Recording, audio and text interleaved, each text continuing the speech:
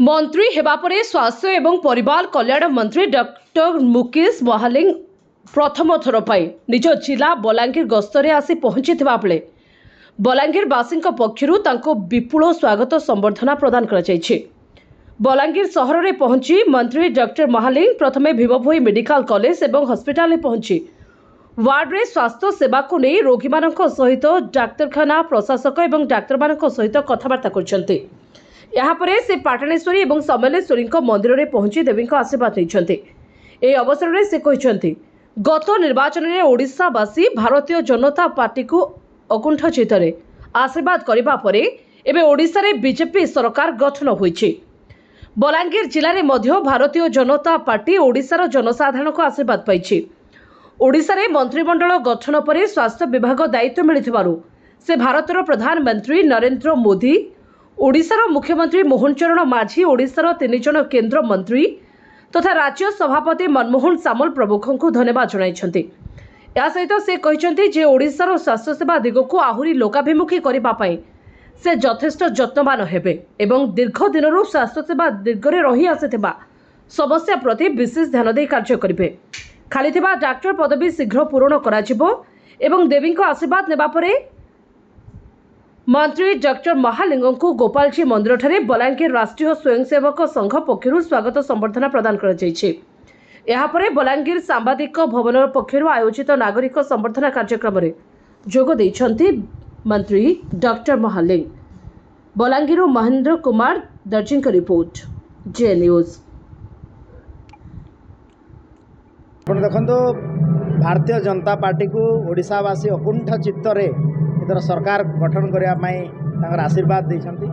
एवं बलांगीर जिले में बहुत जोरदार आशीर्वाद दिखाई भारतीय जनता पार्टी की। तो आज ओडिशा प्रदेश में भारतीय जनता पार्टी मंत्रिमंडल सदस्य सामिल होगा पर मु धन्यवाद दूची ओडिशार मुख्यमंत्री माननीय मोहन चरण माझी जी, यशस्वी प्रधानमंत्री नरेंद्र मोदी जी को, केंद्र मंत्रिमंडल 3 सदस्य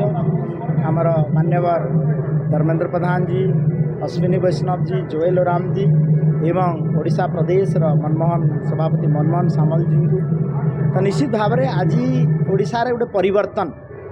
काम दौची एवं आमे शिक्षा ठू नहीं स्वास्थ्य पर्यंत सब विकास कार्यक्रम रे आगेबू एवं विशेषकर स्वास्थ्य विभाग दायित्व देइथिबारु एटा गोटे बड़ चैलेंज एवं ताकू लोकंकर आशा आकांक्षा एवं स्वप्न को केमती पूरण करूँ ता प्रति आम निश्चित भाव में गवर्नमेंट पॉलिसी आणबू एवं यत्नवान जेहेतु बलांगीर जिला में स्वास्थ्य मंत्री आप ओडिशा स्वास्थ्य मंत्री बलांगीर जिला रिप्रेजेंट करते शीघ्र जो डॉक्टर पदवी पूरण हम स्वास्थ्य सेवा केमती भाव लोके आराम से पाइपर आपड़ देखु यहाँ गोटे बड़ समस्या है दीर्घ 24 वर्ष है तार अवस्था आप देखुए। तो आम निश्चित भाव में प्रयास करूँ आगामी दिन में डॉक्टर समस्या आ हॉस्पिटल जो एडमिनिस्ट्रेटिव कंट्रोल तार समस्या एवं जो योजना स्वास्थ्य योजना भारत सरकार तरफ नरेंद्र मोदी जी जैसे प्रधानमंत्री नरेंद्र मोदी केंद्र सरकार तरफ ताकू केमती ग्राउंडेड करूँ इम्प्लीमेंट करूँ ये 3टा हूँ मो पाई बड़ समस्या एवं आम सरकार गठन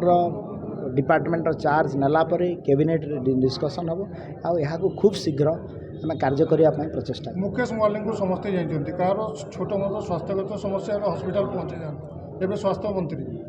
केमती हॉस्पिटल रूपरेखा बदल विश्वास करेनि काली टीवी रे अनाउंस है प्रथम फोन कॉल पाइली मोर जन कार्यकर्ता जे मत आज्ञा साप कामुड़ी देसी केमती करी तुरंत सुपरिटेडेंट को राति 12टा बेले फोन करी एवं एंटीवेनम इंजेक्शन मौजूद अच्छी कि नहीं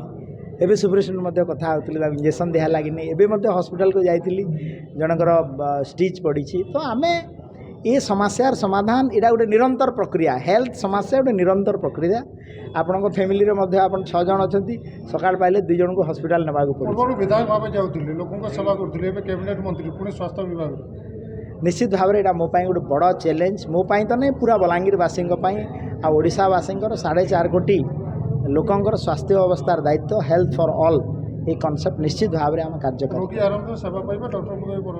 निश्चित भाव में डॉक्टर रोगी समस्त सेवा आम नियोजित रही।